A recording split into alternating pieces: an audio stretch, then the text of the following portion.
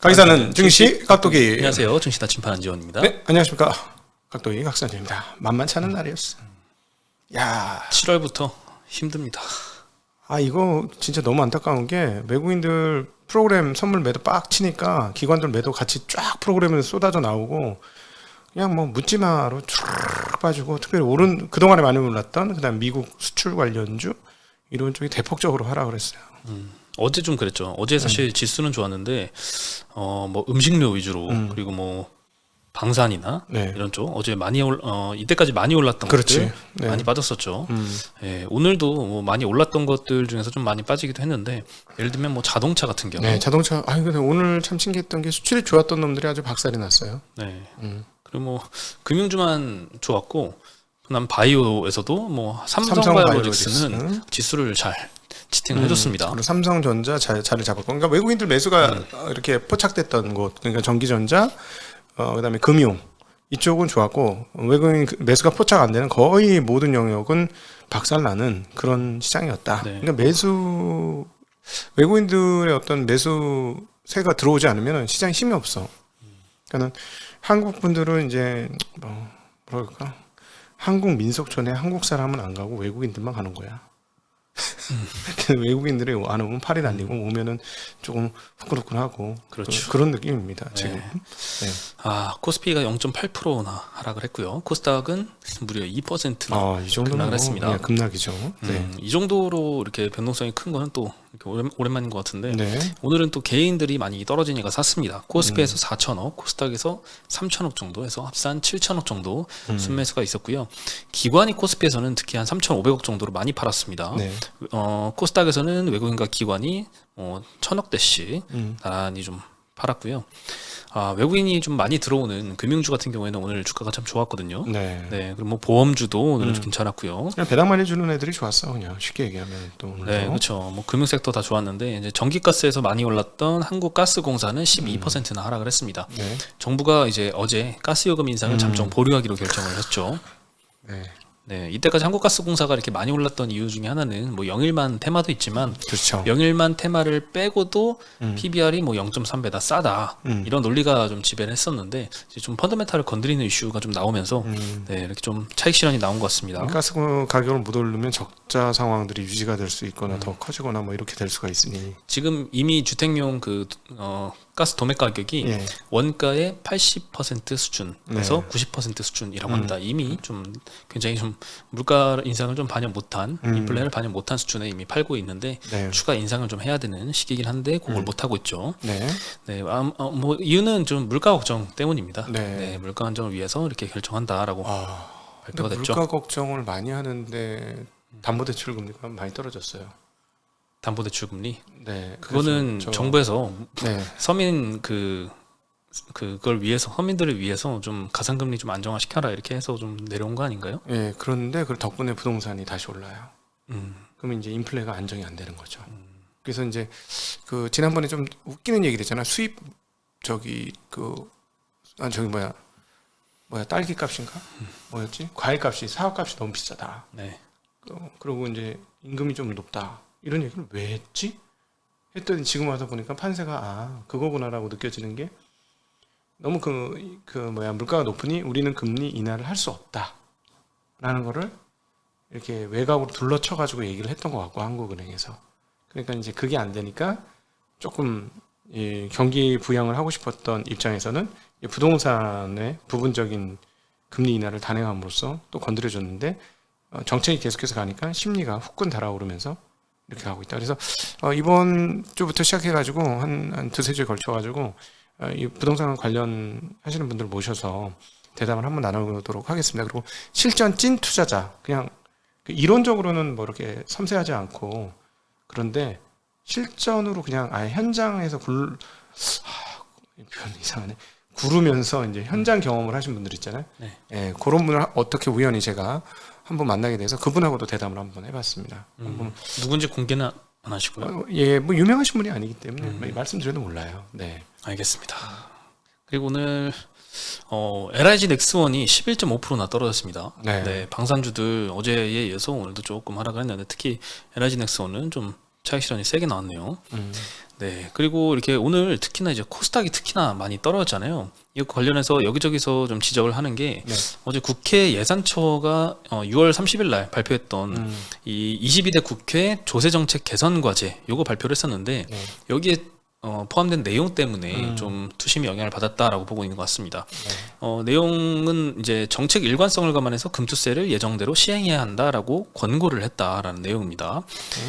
금투세 같은 경우에는 2020년 말에 이미 도입을 합의한 내용이고 연기하거나 철회할 경우에는 정책 일관성에 대한 신뢰 확보가 어려워지고 금융시장에 혼란을 초래할 수 있다. 다만 과세체계 보완이 필요하다는 점은 좀 인정을 했습니다. 네. 미국처럼 단기 보유 상품의 차익은 종합과세하고 장기 보유 상품의 차익은 분리과세하는 방안 이런 등등의 방안들을 추가 검토할 수 있다. 뭐 의견을 냈는데 어쨌든 금투세를 도입해야 된다라는 의견을 국회 예산정책처에서 발표를 하면서 좀 걱정을 많이 한 매도세가 좀 먼저 나오지 않았나.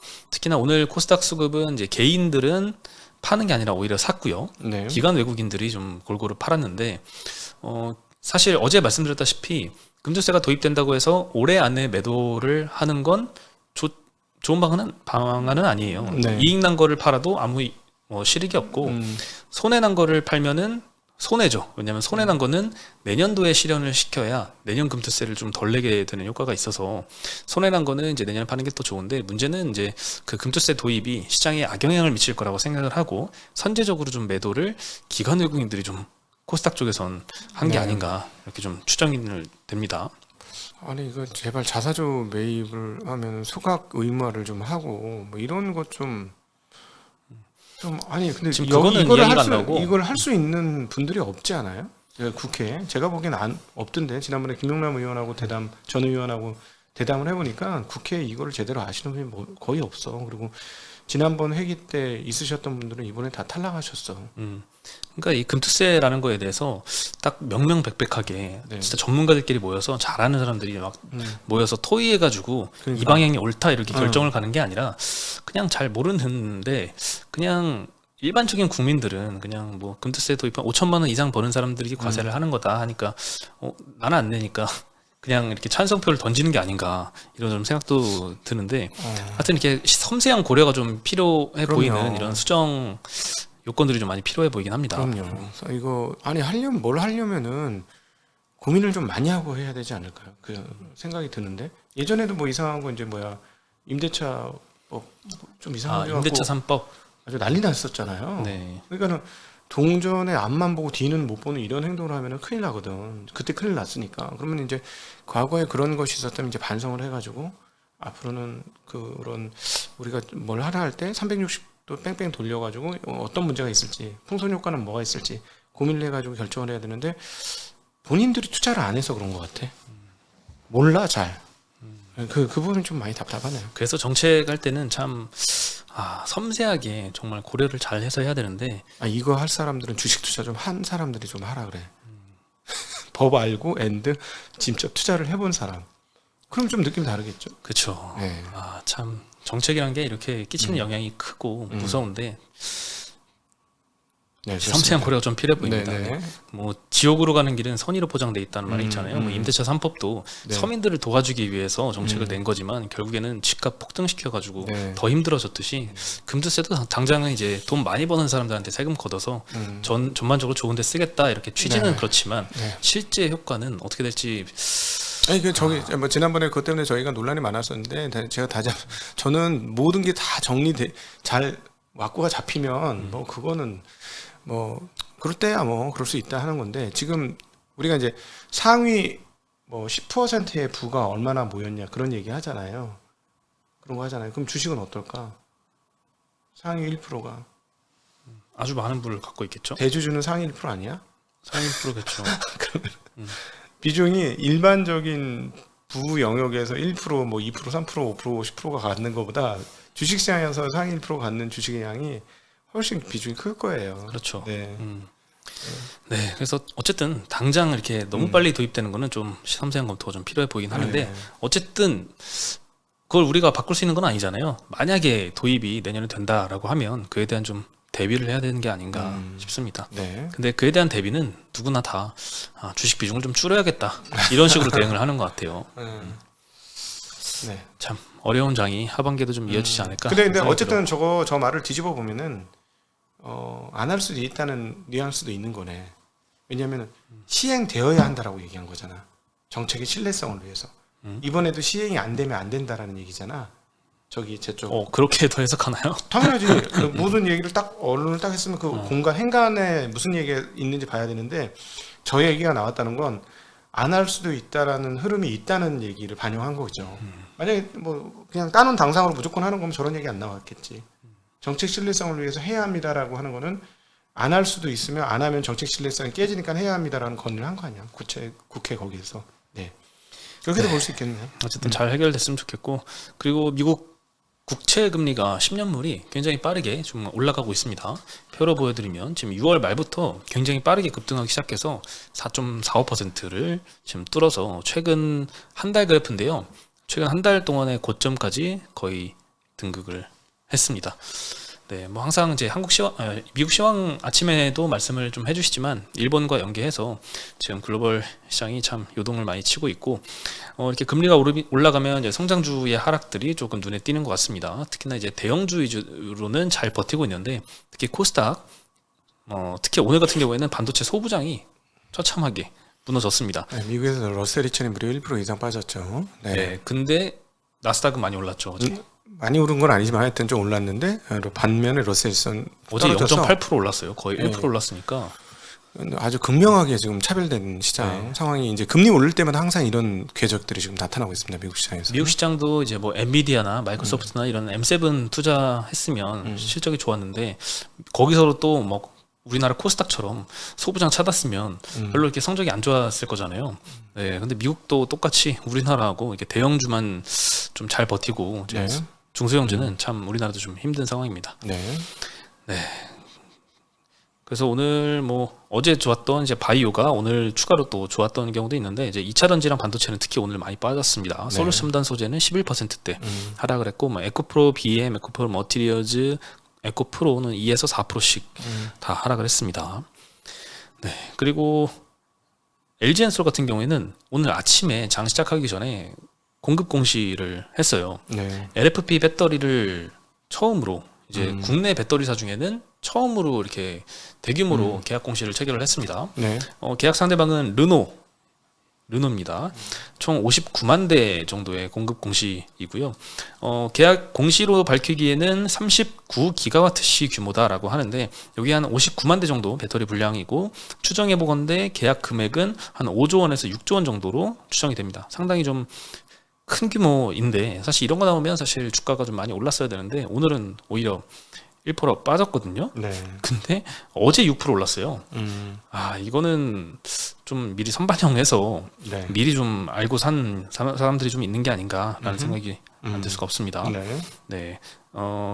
계약 금액 추정한 거는 2023년 LFP 평균 가격 감안해가지고 이렇게 추정을 한 거고요. LG엔솔의 폴란드 공장에서 이 LFP 배터리를 생산을 해서 르노의 차세대 전기차 모델에 탑재를 한다고 합니다. 뭐 의미가 있는 점은 이제 중국이 사실 중국 배터리 업체들이 LFP는 다 독차지를 했었는데 네. 우리나라 회사가 이 중국이 점령을 했던 LFP 배터리를 생산해서 납품까지 대규모로 성공을 했다는 게 좀 의의가 있는 것 같습니다. 네.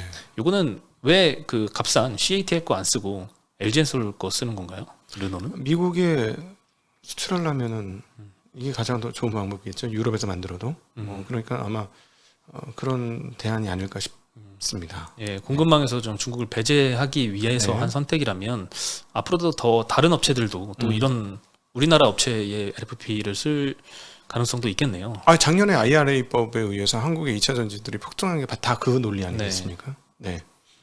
이제 점점 영역을 좀 넓혀가고 있는 것 같습니다. NCM에 이어서 네. 뭐 LFP까지. 성능이 좋으면 좋겠어요. 근데 큰 차별화가 나올 수 있는 영역인지는 잘 모르겠어요. 이 배터리가. 네.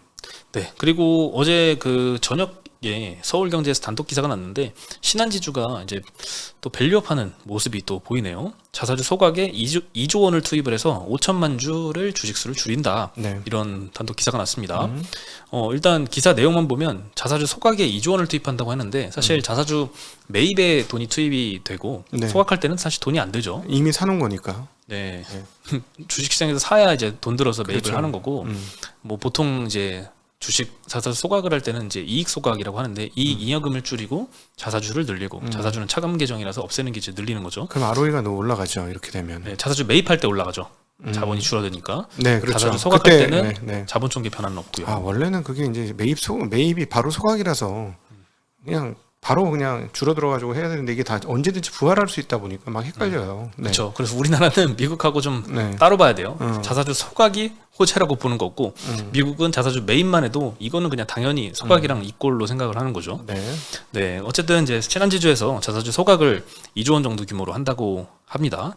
네, 5천만 주 줄인다고 하는데 기존 총 주식 수가 5억 주 정도가 있거든요. 그러니까 네. 10% 줄이는 거니까 네, 큽니다. 상당히 큽니다. 네. 네, 그래서 오늘 은행주들 다 같이 좋았는데 신한지주도 한 3.5% 정도. 이 은행주가 3.5%면 굉장히 많이 오른 거죠. 네. 네, 그리고 밸류업 원래 열심히 했던 KB금융은 4.5% 상승했고요. 하나금융도 4.5%, 메리츠금융은 2.3% 정도 네. 상승을 해가고 있습니다. 이제 서서히 이제 어쨌든 누가 하든 하는 게 좋아요. 이렇게 자사주 매입 소각하고 뭐 이런 것들이 자꾸 떠서 주가가 오르고 와, 막 이렇게 사회적으로 와, 막 이렇게 칭송받고 뭐 이런 것들이 자꾸 생기면 나도 할까?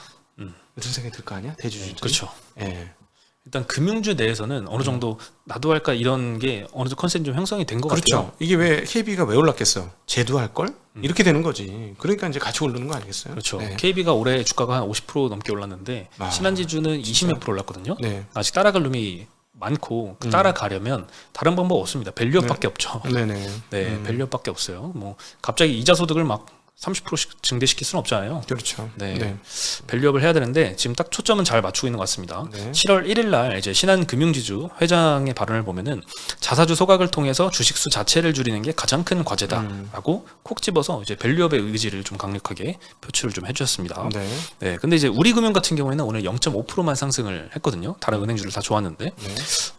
우리금융 같은 경우에는 예전부터 말씀드렸지만 주주 환원 여력이 가장 적습니다. 네. 네, 보통주 자본 비율이 가장 좀 여력이 낮아서 주주 환원할 여력은 조금 안 돼 보이고 오히려 최근에는 뭐 동양생명이라든가 ABL생명이라든가 이런 M&A 관련해서 네. 적극적으로 참여를 하고 있죠. 포스증권도 인수를 했고요. 그래서 뭐 지금 돈을 많이 모았으면 이 현금을 가지고 자사주 매입이나 배당을 주거나 이런 주주 환원을 쓸 수도 있지만 M&A를 통해서 기업을 더 크게 불리는 데 활용을 할 수도 있으니까 아니 회사만 잘 되면 되는 거예요 사실상. 그렇죠. 반드시 배당이 중요한 게 아니고 자산 소각이 중요한 게 아니고 자원을 어떻게 효율적으로 쓸까가 가장 중요한 거고 자원을 효율적으로 못 쓸 때는 그냥 자원을 그냥 두면 안 되고 그냥 자원을 없애라 뭐 이런 얘기가 되는 거죠. 그래서 좀 방향이 다른 측면이고 네. 오늘 안타깝지만 그 은행들에서 아무래도 금융 사고들이 많이 나긴 나잖아요. 돈을 다루는 회사다 보니까 간간히 그런 사고가 나는데 우리금융이 압도적으로 좀 횡령이 1위라는 기사가 좀 나면서 이것도 좀 투심에 영향을 끼치지 않았나라는 생각도 좀 듭니다. 네. 네, 그리고 삼성전자는 이제 메모리 생산량을 확대 추진을 한다 이런 기사도 있었습니다. HBM이랑 이제 최선단 D램 제품으로 이제 공정 전환을 많이 추진을 하고 있죠.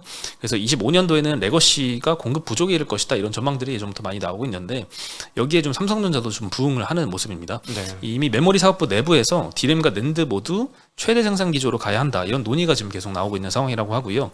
메모리 가격 변동과 무관하게 생산을 확대하는 게 주요 골자다 이렇게 알려져 있습니다. 실제로 이제 작년도에 이제 감산을 이제 멈췄던 가동 중단에 따른 손실 관리 가동 중단을 했을 때 얼마나 우리한테 손실이 되느냐 네. 요런 거를 이제 관리를 했었는데 그거를 작년도에는 멈췄었습니다. 네. 네, 감산 기조가 본격화되면서 근데 이거를 이제 최근에 다시 시작해라 이런 지시가 좀 위에서 있었다고 하고 그 말은 좀 가동률을 좀 많이 올리겠다 이런 뜻으로 받아들일 수 있겠죠. 만약 삼성전자 캐파야 원탑이 가동률을 올릴 때 과연 가격이 문제가 없을까 하는 고민을 한번 해봐야 되는 시점이 이제 슬슬 오기 시작하네요. 네. 네. 아무래도 그 3분기, 4분기에는 이제 조금 기존 D램 가격의 상승률이 조금 둔화될 수 있다는 전망도 좀 나오고 있는데 네. 사실 올해 말보다는 이제 내년도 이 D램 가격이 훨씬 더 공급 부족이 심화되면서 더 빨리 올라갈 거다라는 컨센들이 좀 형성이 되고 있거든요. 네. 그래서 그걸 좀 선반영한다면 이제 하반기부터는 조금 그 실적이 좀 턴어라운드하는 게 좀 보여야 되는데 네. 일단은 공급을 늘리면 좀 상황이 또 달라지죠. 네. 공급 시장이라는 사실을 꼭 기억하셔야 되겠습니다. 네, 뭐 시장에서는 감산을 호재라고 생각을 했었는데 이제 네. 반대로 증산은 또 악재라고 생각할 수도 있고 네. 네, 참 반도체 투자는 어려운 것 같습니다. 음. 그리고 기타 소식으로요. 이제 상반기에 주식 자산이 가장 많이 늘어난 사람이 누구냐? 1위가 한미반도체 곽동신 부회장이 네. 차지를 했습니다. 예. 네, HBM에 올라탄 이 엄청난 주식이었죠. 네. 네, 1위가 곽동신 부회장이었는데 주식 자산이 작년도 말에는 2조 정도였는데 이게 올해 들어서 6월 말 기준으로 6조로 증가를 했습니다. 거의 네. 3배가 늘었고요. 다른 이제 순위들도 좀 보면은 국내 상장사 주식 부호 1위는 압도적으로 삼성전자의 이재용 회장이 차지했습니다. 2위와의 격차가 뭐 거의 2배 가까운 아주 압도적인 격차로 1위를 유지를 하고 있고, 근데 삼성전자 주가는 올해 뭐 오른 거 없잖아요. 네. 오른 거 없어도 압도적인 1위입니다. 워낙 규모가 크니까. 네. 그렇죠. 그리고 3위가 메리츠금융지주 조정호 회장이고요. 7.7조, 2조 늘었습니다. 네. 상반기에. 그리고 5위가 곽동신 부회장 6조, 4조가 늘어서 한 방에 6조로 올랐습니다. 네. 네, 곽동신 부회장은 이제 현대차, 카카오, SK, LG, CJ 회장들을 다 제치고 지금 올해 한미반도체가 엄청나게 올라왔습니다. 네. 네, 예전에는 또 카카오 그 김범수 의장이나 네. 이제 방시혁 그 하이브 의장도 뭐 순위권에 올라왔었잖아요. 근데 이제 조금 주가가 떨어지면서 왔다 갔다 좀 편차가 크네요. 저런 걸 보면 이제 주식으로 잘해서 돈을 버는 것도 어마무시하게 잘 할 수 있는데 사업해서 돈을 버는 게 제일 속도는 빠를 수도 있다. 네. 아무리 사실- 복리 효과라도 저거는 못 이긴다. 그런 느낌 가끔씩 들어요. 사실 사업을 한다는 게 주식회사를 하는 거잖아요. 그렇죠. 결국 주식으로 돈 버는 거죠, 뭐. 네. 네. 그래서 부자가 되려면 주식을 잘하거나 부동산을 잘하거나 둘 중에 하나는 잘해야 되지 않을까. 사업을 잘하는 게 최고로 빠르다니까. 에코프로가 그렇게 될 줄 어떻게 알았어? 거기 자본금이 5천만 원이에요. 그래요? 제가 들은 바로는 5천만 원으로 시작했어요. 그냥 대단한 거죠. 네. 그렇네요. 네, 오늘 소식은 여기까지고요. 저희 내일 다시 인사드리겠습니다. 네, 안녕.